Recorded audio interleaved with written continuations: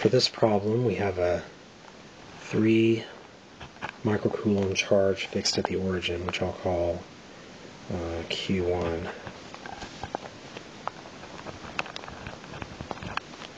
At a location x equals 0. And then we have a, a charge Q2 over here that is minus 2.2 microcoulombs.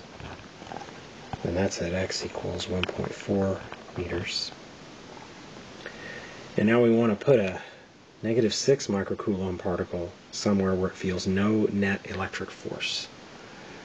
Alright, so we got 3 choices where to put this particle. We can put it here, we can put it here, or we can put it here. Right. Now, we can't put, if we put a charge here in the middle, in between them, there's no way that the net electric force is going to be 0, because the force due to charge 1 is going to point that way, and the force due to charge 2 is going to point that way. So the answer cannot be in the middle. I'm going to suggest that the answer has to be out here. Okay, it has to be closer to Q2 and further from Q1. And here's why. Because when we do this, we're going to say, well, I want the magnitude of the F1 to equal the magnitude of F2, right? So that means K, Q1, Q3 over R3 squared equals K, Q2, Q3 over R2 squared. Right? Now the K cancels out and the Q3 cancels out. And we're just left with this equation. Well, if Q1 is bigger, right, Q1 is the larger charge compared to Q2, then the only way that these two can equal each other is if the distance R3 is also bigger. Right? It has to be bigger than R2. So, and the place where R3 is bigger than R2, I'm sorry, R1. That should be R1. The place where R1, right, the distance here is R1. The place where R1 is bigger than R2 is over here on this side. Now, if we go over here, then R1 is always going to be smaller than R2, and so the quantity Q1 over R1 squared is always going to be bigger than Q2 over R2 squared, so it can never cancel out unless you're at infinity. So let's go ahead and solve this then.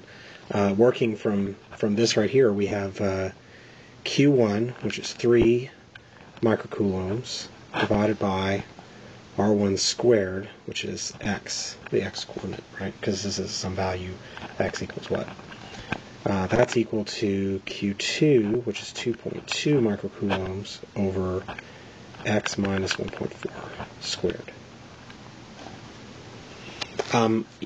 You could call this side x, and you could call this side x plus 1.4, and it would work the same.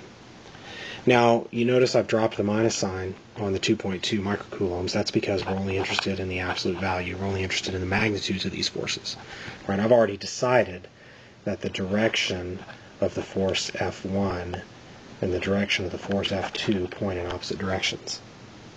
So I just need to set the magnitudes equal to one another. Well, I'm going to rearrange this.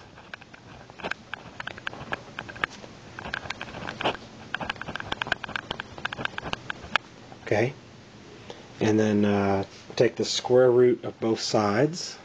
So take the square root of this side and the square root of this side. That gives me the square root, oh sorry, that just gives me 1.16 is equal to x over x minus 1.4. And I can call this 1.6 over 1. And now I cross multiply.